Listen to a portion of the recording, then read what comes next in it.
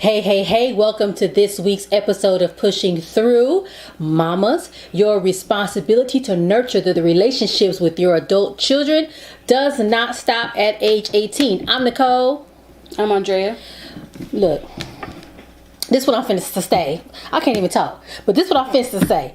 America hates black women. That's the video. That's it. We just turn off the camera. No comment. Nothing else to say. Cut the end. That's it. It's like so many things have happened. The whole Kevin Samuels thing. Now, of course, he done died. He done crossed over to the other side. How he talked about black women.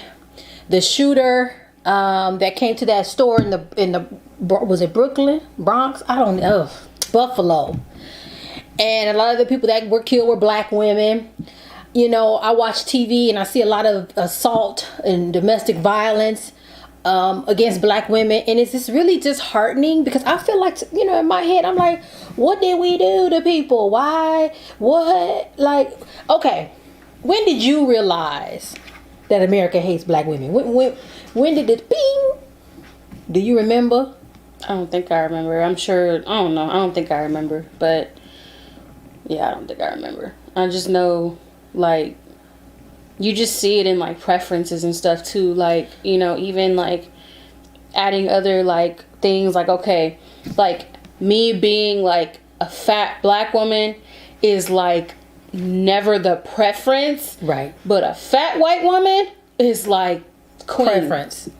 Especially to black men. I don't know about anybody. I mean, in general, but it's just crazy. Like, because even I remember talking about this. I think my dad was saying that he was like, yeah, like, you know, back in the day, like in school and stuff. Since, you know, they went to school in like areas where it was like mainly black people. If it was a white girl, like, right, you know. But in general, like, I don't know. In terms of preference, that's where I saw it most, especially like in school and stuff. It was just like, oh, okay. It's just so that's cool. It's just so weird because, and I always go back to this argument, and maybe this ain't the argument, and maybe we need a different argument. It's like, but your mama black. Yeah. You literally came out of a black woman. But what I'm come to understand is that they see their mothers differently than they see the rest of us. Mm-hmm. Like, if don't say nothing, don't never say nothing bad about a black man mama. Mm-hmm. But they don't make the connection that is a black woman, just like I am or you are. And then the other layer of it is, I was looking at some other stuff, like, look at how men treat women that they are not sexually attracted to. Oh, you know, man. It's like trash, automatic, you like ignored. I literally have been in situations where, like, I'm sitting there speaking to somebody and they're not even looking at me. Like, I'm not talking at all. Like, I'm like, dang, am I that ugly? Like, I mean, dang, like, you not ugly. Well, I'm just saying, like, you know, it can make you feel that way. Yeah, like, in that situation, you're sitting there like, wow, I guess I'm not talking. I guess I'm just trash because I'm sitting here speaking to you. And I don't know if they think, like, you can only talk to somebody you want to have sex with. Because I'm like, you're not cute. I don't want you either. But I'm literally speaking to you. Right. Because, like, we're having a conversation. So, yeah. And I just really wonder where all of this comes from. I don't understand it. I probably never will. On the episode of NicoleDVick Live not too long ago, we had intergenerational conversation. We had a millennial. We had our friend Fran, who is, you know, has been here on this planet a long time and has a wonderful perspective. And, you know, it's just like, what happened in our community where it feels like, and I don't know if maybe it's always been this way, and maybe I just haven't seen it, where it feels like it's okay to denigrate and to bring down the black woman. And again, I'm going to the comment. I really want to say everybody hates black women. So it's not even only just our men. Yeah. When we saw Ketanji Brown. Other black women too. Is her name Ketanji Brown? Lord, I hope it's her name. The Supreme Court nominee. How they were really trying to pull her down, those legislators. Talking over her. Right, wouldn't let her answer. Finish or answer at all. Other black women hate black women. They don't, you know, talk about each other. And I'm like, but we're some of the most educated and literally have the world on our backs. Literally, when something... we kind of have to. Otherwise, it'd be even worse off. We'd be even worse off than, you know. We kind of have to like work twice as hard. But then it's like we pay for it. We suffer greatly for that. We carry the world on our backs. Nobody gives a damn. Excuse me, but not excuse me. And then, like, it's weird. And I wonder if in some respects that overperformance of black women, right? A lot of us are high achievers. We got all these degrees. We do all this stuff at work. Is that a way for us to compensate for all of that? Like, we're not allowed to be soft. We're not allowed to be vulnerable. Yeah. We have to be the hard, resilient black. And I'm like, what is that? So I don't know. That's what they don't like either. They for some reason, because we're hard and stuff, it's like, oh, they're too that's wrong. Masculine, they're too tough, and then if you're the other way, you're a gold digger. So I'm just very confused. And I don't want this to be a situation where we're bashing black men specifically, but we can't ignore the fact that, again, there are people that really respect what Kevin Samuels was saying about black women, and we're like, oh no, he's absolutely right. And I'm like, but how could he be?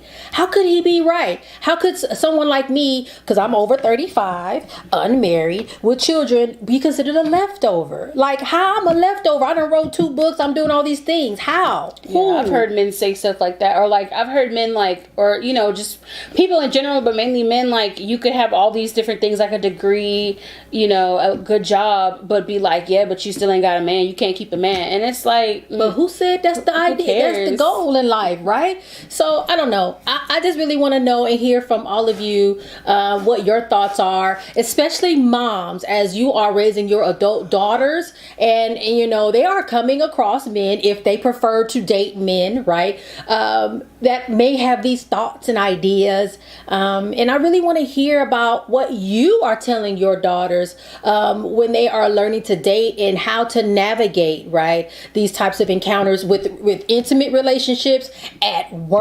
Because baby, they cut you down at work. The microaggressions. I was just thinking about that. Like, wow, like even with that, you really can't even call it out, because then it's like, whoa, calm down. You're the angry black girl, and then they start crying, and then and then you about to get fired. So it's just really interesting. So I would love to hear from you all, moms, uncles, brothers, dads. What are you telling your adult daughters and helping them to navigate this world? Because unfortunately, we're not. It's true. America hates black women, right? So how do we brace them against that, but still allow them to live in their truth and to explore humanity in all aspects? So I'd be really interested to hear that. Any closing thoughts on this, Andrea? Because this is like, I don't know, like, I don't know why all of a sudden this was like the thing, like, what the F is going on? The best thing that you can do as a black woman is just exist. That's the best act of rebellion. So, oh yes, yep. That's like that Audre Lorde quote that talks about that self-care is not self-indulgence. It's an act of political warfare. It's about self-preservation. So yeah, and I think there are a lot of black women that are on that train. Like, you know what?